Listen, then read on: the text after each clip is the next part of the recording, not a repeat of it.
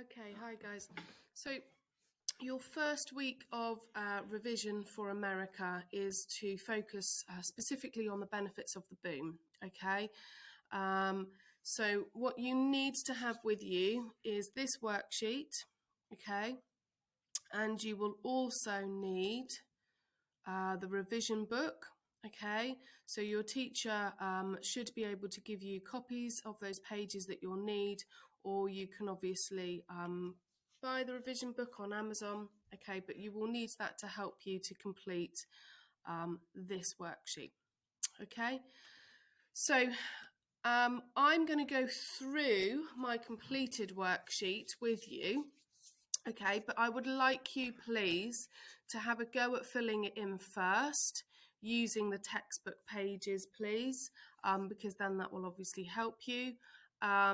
And then come back to this video once you've filled it in to see if you filled it in in enough detail and to add anything extra that you might have missed off. Okay, so use this worksheet and use the pages, please, in the revision book, okay, to help you to complete those pages. And then come back to this video to find out the answers. Okay, so hopefully you have completed this worksheet here in as much detail as you possibly can. I'm going to go through my completed version of it now too, okay? Now, the exam book comes up with an acronym up here, okay? So spend, employed, afford, hire, advertising, and mass, like mass production. Okay, and they come up with a shame.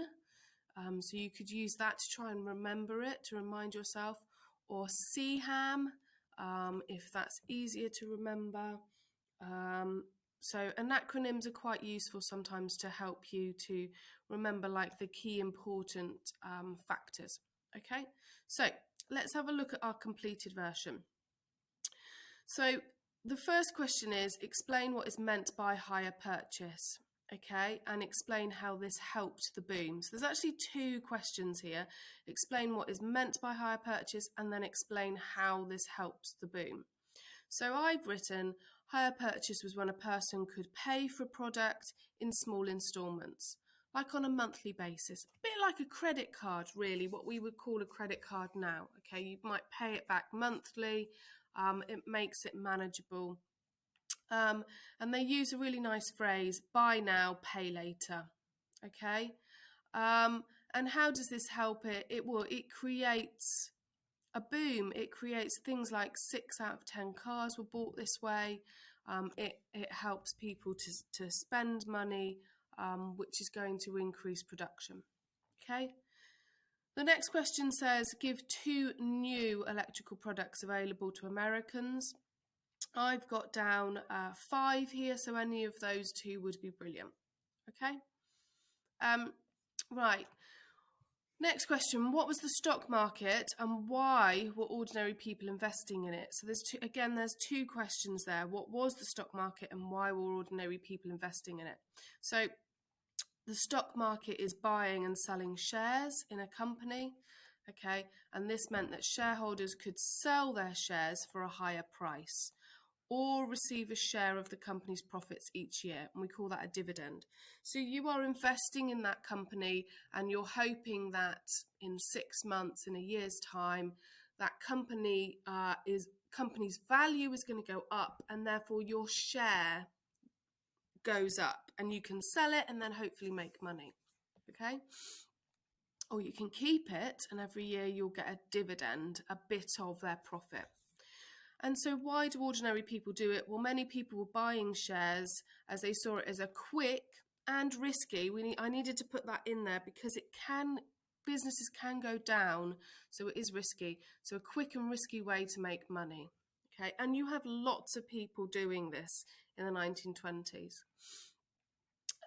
Next question. Why did not entering World War I until 1917 help the Americans? So there's 2 things here, really. American banks loan money to Britain and its allies like France, and they give them money, they loan them money to buy food and weapons and equipment. And that food, those food, weapons, and equipment were mainly from America. That should say from, sorry. So it's mainly from America, okay? And therefore, because of this, this creates jobs for Americans. So it's two things. They're lending them money, and then they're buying, Britain and its allies are buying American goods, okay? Right, we'll go up to the motor industry now. So explain how Henry Ford made cars cheaper. So I've got a couple of things down here. He introduced a new method of production. We call that the assembly line. You can also call it mass production, but it's the assembly line, okay, which meant cars could be made quickly and cheaply. The easiest way of trying to get us to visualize, think about what an assembly line was, is think about a supermarket. When you go to the supermarket, you put your food at the end of this conveyor belt, don't you? And then the conveyor belt moves, your food moves to the person at the checkout. That's the principle, that's the idea of this assembly line. But the difference is this conveyor belt is moving the car to people. So people aren't having to move around the factory. Okay, the car is moving to them. It made it a lot more efficient because you're not wandering around. You're not going to have a chat with your friend, down the other end of the factory. This car is literally coming to you. You stay in one place and focus on your job. Okay, so it means that cars were made quickly and much more cheaply. Okay, so the assembly line used this electric conveyor belt that carried the partly assembled car past workers who did one or two small jobs repeatedly. So you're doing the same thing. You become like an expert at fitting tires or something. Okay. Then we've got two ways the motor industry helped other areas of the economy. Now I've written three. Okay, but any of these two is brilliant. So for each worker in the car factory, there is 10 more making the parts, like the tires, like the steel, like, manufacturing the rubber or something like that. Okay. So I thought that was a really good fact there. 10 more making the parts. It shows you that there are 10 more jobs. For every one worker in that car factory, there's 10 more jobs that are being created because of car manufacturers.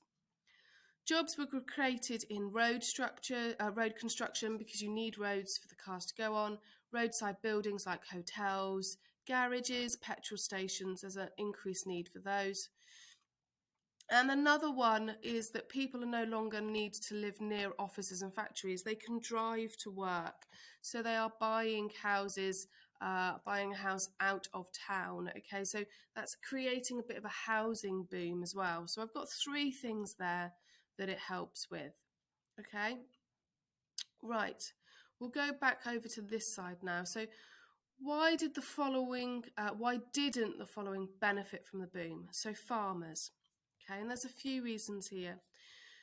So the farmer industry is suffering badly. Demand falls for farmer American goods, food goods, after the First World War. Okay, some countries taxed US products, which makes them more expensive to sell abroad. So your wheat or your apples or whatever, your American wheat and apples, is now more expensive in Britain. You're just not going to buy it, are you? Okay. Using machinery, so mechanization, increased supply. So you're able to cut your wheat quicker, which makes crops less viable. You're getting less money for them. Okay. Some farmers therefore took out loans to pay for this technology, these new tractors or machinery, which they therefore couldn't afford, causing them to sell their farms or be evicted. And this is before you have the Wall Street crash, okay? Farmers are already affected. They're not benefiting from this boom. So you've got about 600,000 farmers who actually lost their farms in 1924. Okay, so farmers are not benefiting from this boom. Another two groups who aren't benefiting is African American workers. So the farming industry is suffering badly, and a lot of these workers on farms are African American farm workers, and in particular sharecroppers. Sharecroppers is somebody who works on the farm but doesn't own the farm. They will get a share. Their payment is not money. They will get a share of the crop. Okay, so if we have a good year where there's lots of wheat, apples, whatever, that are being produced, brilliant, and they're selling it and they're making lots of money, brilliant. The sharecropper will get a certain amount of those apples or that wheat. They get a share of their crop. But if it does badly, for whatever reasons, that share goes down and therefore they end up starving or not making anywhere near as much money.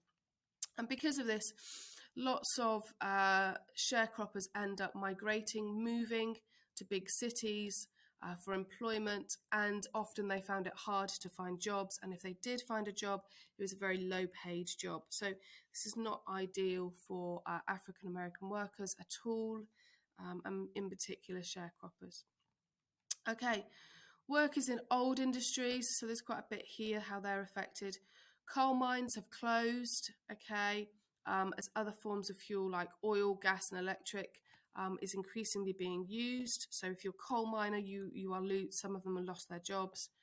Cotton and wool factory workers suffered due to the decreased demand for their products. You've got things like synthetic polyester, rayon, which is becoming a lot more popular, okay, and shorter dresses required less material, causing prices of cotton to fall. So not everyone is benefiting from this boom, okay? Farmers, African American workers, old industries. Okay, let's go back up to the Republican policies. So what political party were all the presidents in America during the 1920s from? The Republican Party. Okay, why did the belief in laissez-faire, leaving the economy alone, help? Well, it meant that businesses could focus on their wealth. So if you're a business owner, you can try and make more money, and you haven't got things like government interference. You haven't got things like high taxes, okay, taking that money away from you. And the idea was, the meaning was rich people could spend their money on luxury items, and therefore this hopefully would trickle down to create jobs for other Americans. That's the idea, this trickling down to other industries and creating other jobs. Okay, and how did their policies of tariffs, so that's where you put import duties on foreign goods, help American goods and American industries? It made foreign goods, so things from Britain, etc., more expensive. So Americans are much more likely to buy American goods, therefore creating American jobs or US jobs. If you have a car from America and a car from Britain, if you put a tariff on the cars that come from Britain, it means those cars are more expensive. So you as American people are much more likely to buy American cars, which creates American jobs. Okay, right, let's get on to this 4-mark question now. So you should aim to have 2 points, and you can see here I've got 2 points here. What I have done, and you don't have to do this, but it just helped me at the start, is I wrote a little heading just to make sure that these two things are different. Okay, so my first point is that the Ford motor industry affected the boom by creating jobs. Okay, so don't tell me what the Ford motor industry was. You're not describing what the motor industry was. What you are doing is you're explaining really how this affected the boom. So how do the cars, the making of cars, affect the boom?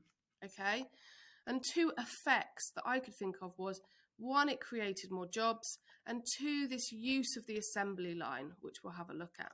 Okay, you could have another effect of the boom, was that it moves people outside of the cities, therefore creating them more houses.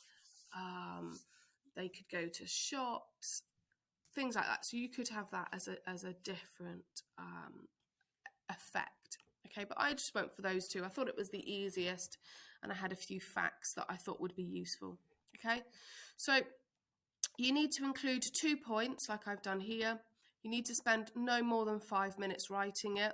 Okay, be really clear on your time, stick to your time so you don't take time away from some of those bigger 8 mark, 12 mark questions. Okay, make sure you're using key terms like here production line, or I've got assembly line.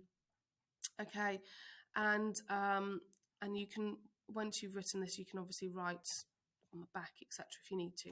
Okay, so let's have a look at my 2 answers.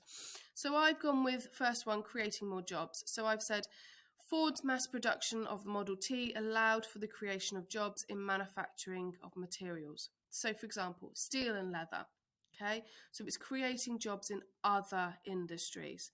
This created more jobs such as roadside hotels, restaurants, constructing roads, petrol stations.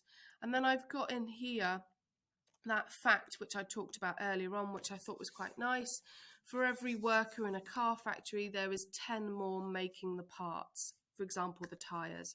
It just shows, it's a nice, easy thing to remember that shows that it's creating jobs outside of just the car manufacturers.